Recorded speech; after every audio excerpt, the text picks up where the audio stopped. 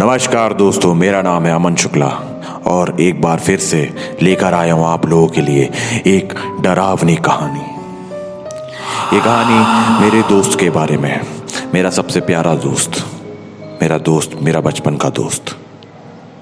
मैं उस डरावनी रात को कभी नहीं भूल सकता जिस रात मैंने अपना सबसे अच्छा दोस्त हितेश पाटिल को खो दिया था।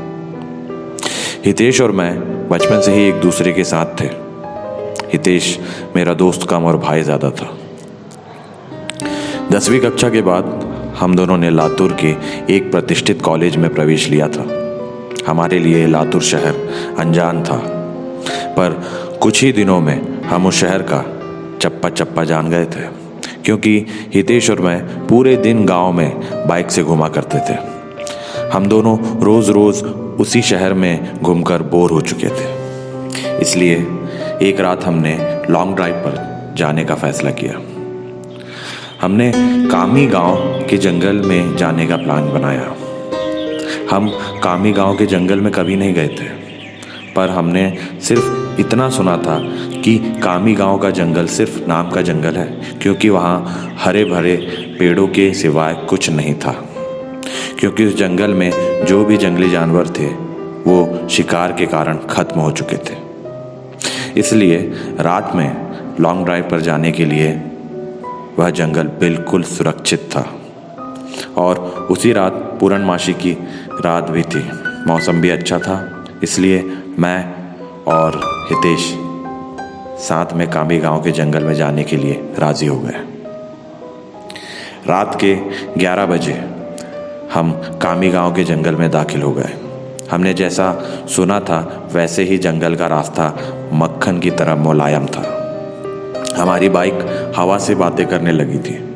वाकई बहुत मज़ा आ रहा था, पर मुझे इस बात से हैरानी हो रही थी कि हम जंगल के इतने अंदर दाखिल हो चुके थे, पर तब भी हमें रास्ते में एक भी गाड़ी दिखाई नहीं दे रही थी। जंगल का पूरा रास्ता सुनसान पड़ा हुआ था। तभी रास्ते में हमें एक पुल दिखाई दिया। हितेश ने उस पुल के बीचों बीच बाइक रोक दी। वह अंग्रेज़ों के द्वारा नदी में बनाया गया 100-200 साल पुराना ब्रिज था। पुल के बगल में एक बड़ा सा बोर्ड लगा हुआ था और उस पर लिखा हुआ था सेंट जॉर्ज ब्रिज। हम दोनों पुल पर गए और खड़े हो गए।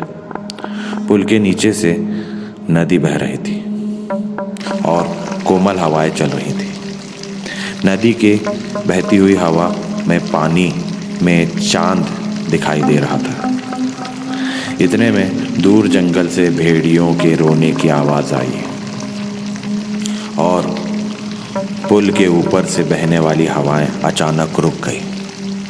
नदी का पानी थम सा गया और चांद एक काले बादल के पीछे गायब हो गया। तभी हमारे सर के ऊपर से एक टिट्टीहरी भयंकर आवाज़ में चीखती हुई मंडराने लगी। मालूम वो हमसे कह रही थी कि यहाँ से जल्दी जल्दी भाग जाओ। मैं हितेश, यहाँ कुछ अच्छा नहीं लग रहा। टिट्टीहरी का चीखना मतलब हमारे चारों तरफ खतरा मंडरा रहा है। हमें जल्दी से यहाँ से निकल जाना चाहिए। हितेश, अरे भाई, कुछ अशुभ नहीं होता, बस ये अंधविश्वास है। यहाँ खड़े रहो चुपचाप और नज़ारा देखो। तभी मैंने हितेश से कुछ दूर पुल के पास एक औरत को खड़े देखा। दूर से तो वो दिखने में सुंदर लग रही थी, पर वह पुल के नीचे नदी में झांक रही थी। मैं उसकी तरफ देख ही रहा था कि इतने में वो औरत पुल के ऊपर चढ़ गई। हितेश, अपने पीछे देख, वो औरत क्या कर रही है। हितेश ने पीछे मुड़कर देखा। वो औरत अभी भी पुल के रेलिंग के ऊपर चढ़कर नदी में देख रही थी। हितेश भाई, वो खुदकुशी करने की कोशिश कर रही है। हितेश ने मुझसे कहा, खुदकुशी? ये शब्द सुनकर मेरे हाथ पैर कांपने लगे, क्योंकि जब मैं बच्चा था तब मेरे दादाजी ने खुद को फांसी लगा ली थी और मैं ही था जो उन्हें पहली बार फांसी में लटकते हुए देखा था। इधर हितेश उस औरत को रोकने के लिए उसकी तरफ भागा, लेकिन मैं वहीं खड़ा रहा क्योंकि फांसी पर लटकते हुए मेरे दादाजी मेरे सामने आ रहे थे। हितेश तेजी से चिल्लाया, अरे चाची क्या कर रही हो, उतरो वहाँ से, गिर जाओगी। हितेश की आवाज़ सुनकर मैं होश में आया।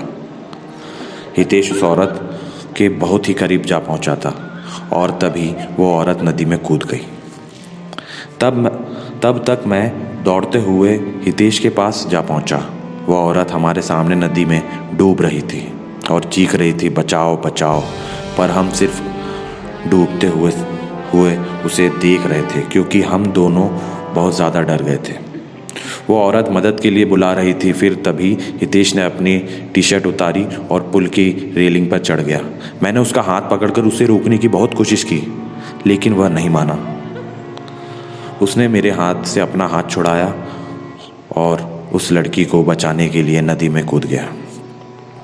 हितेश नदी में कूदते ही उसने अपने आसपास देखा तो उसे वह औरत कहीं भी दिखाई नहीं दे रही थी। उसने सोचा कि वह डूब चुकी होगी। फिर उसने गहरी सांसें ली और पानी के अंदर डुबकी लगाई। कुछ देर बाद वह पानी के ऊपर आया, लेकिन वह लड़की कहीं नहीं दिखाई दे रही थी। मैंने आंखें बंद करके भगवान से प्रार्थना की, लेकिन जब मैंने आंखें खोली तो मेरे बगल में ही पुल की रेलिंग पर वही औरत बैठी थी जो कुछ देर पहले नदी में कूद गई थी। वह किसी जंगली जानवर की तरह पुल की रेलिंग पर बैठी हुई थी और नदी में हितेश की तरफ देख रही थी। मैं मन ही मन सोच रहा था कि तभी मुझे लगा कि ये औरत नहीं बल्कि एक चुड़ैल है और मैं डर के मारे कांपने लगा। जोर से चिल्लाया, हितेश। तभी वह चुड़ैल ने मेरी तरफ देखा और वह जैसे ही देखा, मेरा सिर से पांव तक पसीने से मैं भीग चुका था। उसका चेहरा काला और आंखें पीली थी। माथे पर बड़ा सा कुमकुम था और नाक में बड़ी सी नथनी। उसके नुकीले दांत उसके मुंह से बाहर निकल रहे थे और उसके नाखून जंगली जानवरों की तरह लंबे और नुकीले थे। चुड़ैल, क्या हुआ, मुझे ढूंढ रहे हो? हंसते हुए बोली। हितेश पानी की सतह से हमें देख रहा था। उसे भी पता चल चुका था कि ये कोई औरत नहीं बल्कि ये एक चुड़ैल है। हितेश हमें चौड़ी आंखों से देख रहा था। मैंने सोचा अब ये चुड़ैल मुझे इसी पुल पर चीर फाड़ कर मार डालेगी और फिर मेरी कच्चे मांस को चबा चबा कर खा जाएगी, क्योंकि मैं अकेले ही उसके पकड़ में आ गया था और डर के मारे मैंने अपने पैंट में पेशाब कर दी थी। चुड़ैल, डरो मत, मैं तुम्हें नहीं उसे अपने साथ नदी में ले जा रही हूँ। जब मैं ये सुना तो मेरा दिल डर से दहल उठा। मैंने हितेश से चिल्लाते हुए कहा, हितेश जल्दी से पानी से बाहर निकलो, नहीं तो ये चुड़ैल तुम्हें पानी में ले जाएगी। हितेश पूरी तरह से डर गया था। उसके पैर सुन्न पड़ चुके थे। उसे एहसास हो गया था कि वह नदी में से बाहर नहीं निकल पाएगा क्योंकि वह नदी के बीचों बीच था। चुड़ैल मेरी तरफ देखकर मुस्कुराई और फिर नदी में छलांग लगा दी। हितेश आखिरी बार चिल्लाया और चुड़ैल उसे पानी में अपने साथ ले गई। कुछ देर तक पानी में से बुलबुले निकलते रहे, पर कुछ देर बाद वो भी बंद हो गए। मैं आंखें फाड़ फाड़ कर नदी में देख रहा था और हितेश को पुकारता रहा और इतने में नदी के पानी में से खून दिखाई दिया। मेरी आंखों में आंसू आ गए और मैं समझ गया कि उस चुड़ैल ने हितेश को मार दिया है।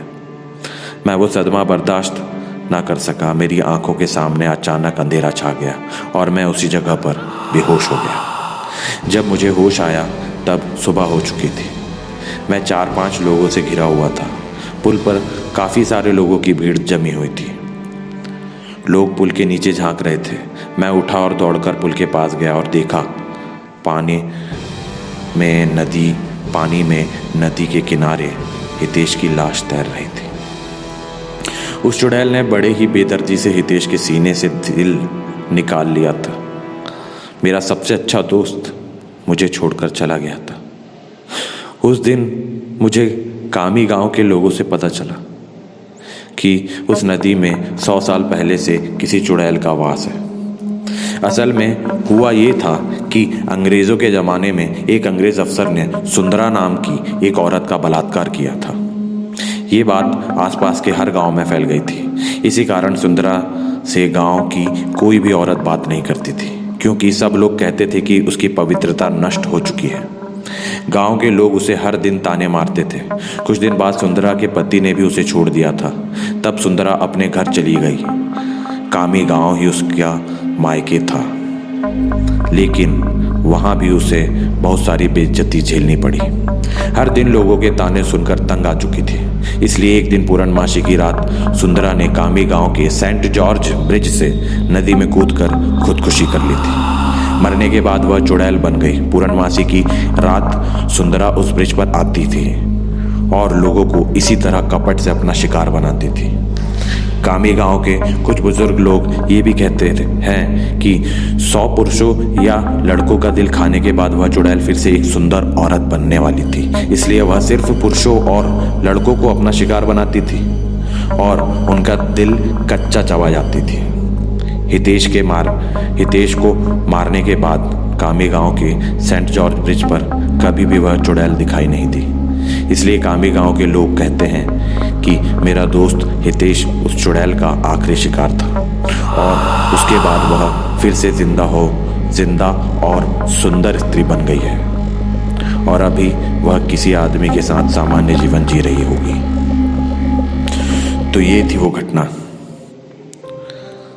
तो आपको ये घटना के बारे में सुनकर कैसा लगा, जिसमें एक अच्छा दोस्त चला गया। कहीं भी जाने से पहले उस जगह के बारे में पूरा सच पता करना बहुत ज़रूरी होता है।